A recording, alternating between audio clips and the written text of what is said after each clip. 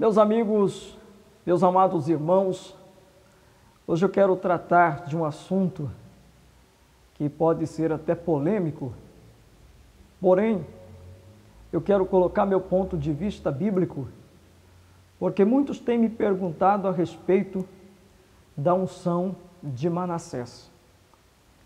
Então eu quero chamar a sua atenção para o livro do Gênesis, no capítulo 41, e o versículo 51 e 52. Que diz assim: E chamou José o nome do primogênito Manassés, porque disse: Deus me fez esquecer de todo o meu trabalho e de toda a casa de meu pai. E o nome do segundo chamou Efraim, porque disse: Deus me fez crescer na terra da minha aflição. Nós temos que, etimologicamente, entender o real significado dos nomes Manassés e Efraim. Manassés significa esquecimento. Mas qual o tipo de esquecimento que José está agora mencionando? Por que José colocou o nome do seu primogênito, filho dele com Asenate, filha do sacerdote de On? Por que Manassés? Por que esquecimento? A Bíblia diz assim: do trabalho e de toda a casa de meu pai. Realmente, José estava falando de esquecimento. Mas não era esquecimento de seu pai, nem o esquecimento de sua mãe, e nem tampouco o esquecimento dos seus irmãos, porque ele tinha outros irmãos. Não era o esquecimento de seus irmãos. Não era esquecimento da vida que ele enfrentou na casa de seu pai. Não.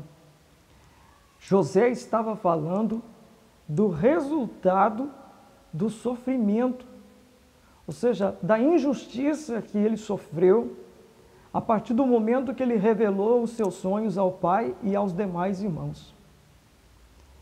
Você lembra a história de José? Que José ele foi colocado dentro de uma cisterna, depois retirado e vendido a mercadores de escravos, e foi dado ao pai como morto por uma besta fera. Essas injustiças não param por aí. Essas injustiças continuam. Depois ele é vendido a Potifar, ele vai servir a casa, lá é ele novamente injustiçado, porque a mulher de Potifar quis deitar com ele, ele fugiu, então ele sofre a calúnia, a difamação, e ele é colocado na prisão, e na prisão ele fica por um bom tempo, e lá ele é esquecido, até que chega o momento em que ele passa a revelar sonhos e segredos, interpretar o que realmente iria acontecer sobre a face da terra, e ele interpretou os períodos que haveria de fome e o período que haveria de abundância, e com isso ele conquistou o segundo lugar mais importante do Egito. José está falando que o nome Manassés significa o esquecimento das injustiças, ou seja, não vou guardar no meu coração o ódio, não vou guardar a angústia, eu não vou ficar deprimido por causa dessas injustiças e jamais vou atentar contra a vida dos meus irmãos, um ato de justiça com minhas próprias mãos, ou vingar-me do que fizeram comigo. Isso significa a interpretação do texto. Efraim, o seu nome significa fecundidade, significa prosperidade. Na terra da aflição. O Egito foi um momento de aflição para ele no início. Ele enfrentou os mercadores de escravos, ele enfrentou à prisão por um bom tempo, mas foi justamente no Egito que ele prosperou. Foi na terra da aflição que ele prosperou de forma grandemente. Agora, eu não vejo nenhuma ligação com esquecer do passado. Ele não esqueceu do passado. Ele lembrava completamente de tudo que havia acontecido com ele. Tudo que os seus irmãos fizeram, todo o período de sofrimento, ele lembrava cada um dos detalhes. Por exemplo, os cientistas dizem que o nosso cérebro tem capacidade de 38 mil trilhões de operações por segundo. Um computador é brinquedo perto do cérebro humano. O cérebro humano é capaz de identificar coisas que os computadores não conseguem identificar, e o cérebro humano tem possibilidade de lembrar de muitas coisas. Não haveria possibilidade de um real esquecimento de forma literal de tudo quanto ele havia passado. Mas haveria possibilidade dele não guardar rancor, dele não guardar ódio e nem atentar contra a vida dos seus irmãos como um ato de vingança. É bem verdade que ele não esqueceu que quando os seus irmãos eles foram comprar comida por causa da fome, quando os seus irmãos chegaram e José deparou com os seus irmãos, a Bíblia diz, em alguns versículos mais adiante, principalmente no capítulo 42 e o versículo 7 do livro do Gênesis, ele diz: e José, vendo seus irmãos, o conheceu, porém mostrou-se estranho com eles. Então veja bem, ao mostrar-se estranho, ele tenta fazer com que seus irmãos não o reconheçam e falou com eles asperamente. Veja bem então que o que os seus irmãos fizeram para ele, ele não esqueceu. Ele não esqueceu, ele sabia de tudo, ele lembrava de tudo que havia acontecido. Ele disse-lhe: de onde vindes? E eles disseram: da terra de Canaã, para comprarmos mantimento.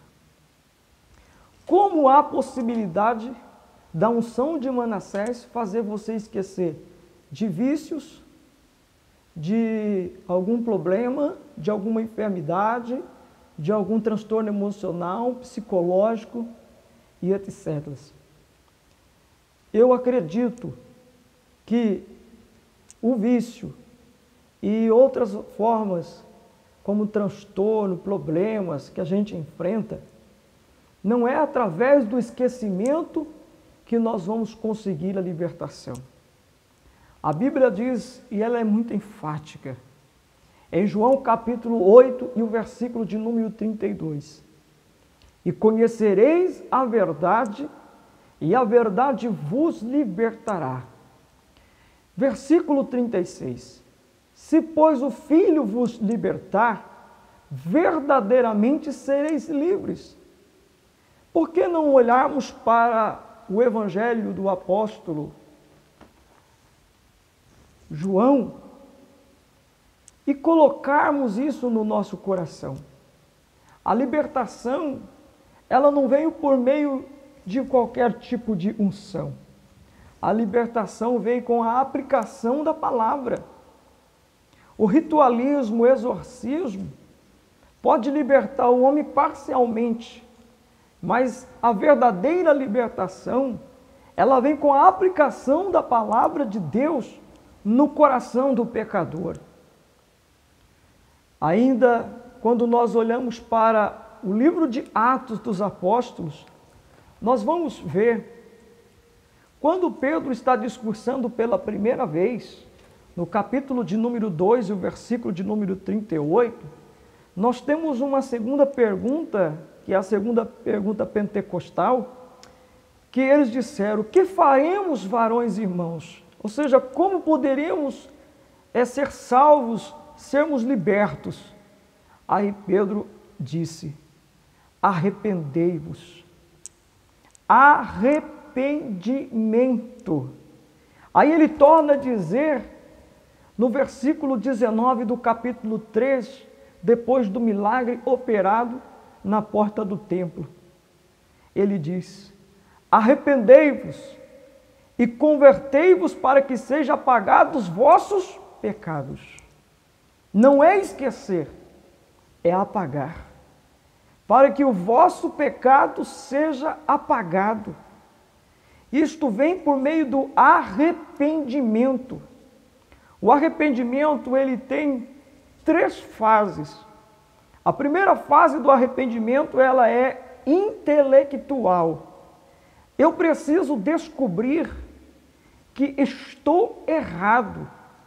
Eu preciso saber que estou fazendo errado. Por exemplo, você entra num determinado ônibus para ir por uma determinada linha ou um lugar e você descobre que você está errado. Você não continua no mesmo ônibus. Aí vem a segunda fase, que é a fase emocional. Quando você descobre que você está errado, automaticamente você se entristece.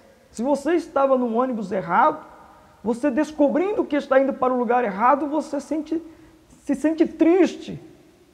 A emoção, ela reage dentro de você. E em terceiro lugar, é a conversão. Você não continua no ônibus errado. No primeiro ponto que tiver, você vai descer e você vai retornar para o lugar certo. Isso é arrependimento. Só há libertação quando o oprimido, ele se arrepende dos seus erros, dos seus pecados e da vida que está vivendo. Só serão apagados seus pecados se aquele que pecou, aquele que está no vício, aquele que está vivendo aquela vida, ele então decidir se arrepender, então os seus pecados serão apagados, porque vai haver uma conversão. Ele vai se converter, ele vai voltar do erro para o lugar certo. Ele vai sair do caminho errado e vai vir para o caminho certo. Como pode apenas num passo de mágica a pessoa se esquecer dos seus vícios, esquecer de seus pecados, esquecer da sua vida de adultério, esquecer da sua vida de prostituição? Não há possibilidade. Isso é manipulação. Isso é engano. Não há fundamento bíblico para isso. Eu só acredito que o homem pode ser liberto dos vícios, que o homem pode ser liberto dos seus pecados, da sua vida dupla, da sua vida de adultério, de prostituição, da bebida, das drogas, do crime e de tantas outras coisas, por meio da palavra e por meio do arrependimento. Olha, fuja enquanto há tempo, não deixe, não aceite ser manipulado de forma nenhuma. Não há respaldo bíblico para isso, não há fundamento bíblico para isso. A Bíblia diz que nos últimos dias apareceriam muitos aplicando doutrina de homens e até doutrina de demônios. São verdadeiros manipuladores da fé, que querem tirar proveito próprio, que não têm ovelhas para pastorearem, porque o verdadeiro pastor é aquele que dá a vida pelas suas ovelhas, tem cuidado especial com ela. Meus amados irmãos, está aberto para você a sua posição. Se você tiver uma outra visão, ou tiver um outro respaldo bíblico que possa confrontar o que eu estou dizendo, Você tem liberdade para colocar seu ponto de vista. Mas, pela Bíblia, eu só conheço um que pode libertar e não fazer esquecer, mas apagar todos os nossos pecados. E esse se chama Jesus Cristo, aquele que morreu na cruz do Calvário, que por intermédio do seu sangue carmesim pode cobrir os nossos pecados dos olhos de Deus. Mas isto é, se o pecador se arrepender. Se o tal não se arrepender, não há possibilidade. Só há possibilidade em meio ao arrependimento. Que Deus continue abençoando o povo e a sua igreja. E eu quero conclamar, eu quero convidar o povo, a igreja do Senhor Jesus Cristo, a estudar, a ler minuciosamente a Bíblia, para não serem enganados por muitos que têm aparecido nesses últimos dias, para enganar a igreja do Senhor Jesus. Não venha me dizer que eu sou um menino, que eu sou um moleque, que eu não sou. Eu já tenho 35 anos de idade e a minha vida inteira foi de serviço ao Senhor. Desde a minha tenridade, eu passei pelas escolas bíblicas dominical, frequentei todos os trabalhos da igreja, fui assíduo, não caí de paraquedas no mundo pentecostal para tirar proveito da situação. Eu tenho propriedade para falar do que estou falando. Portanto, já entendemos que, infelizmente, muitos surgiram para enganar. São verdadeiros lobos devoradores, querendo devorar as ovelhas do rebanho do Senhor. Nós, como cristãos, que baseamos a nossa fé na palavra genuína, não podemos aceitar. Nós precisamos refutar todo tipo de doutrina contrária à palavra de Deus.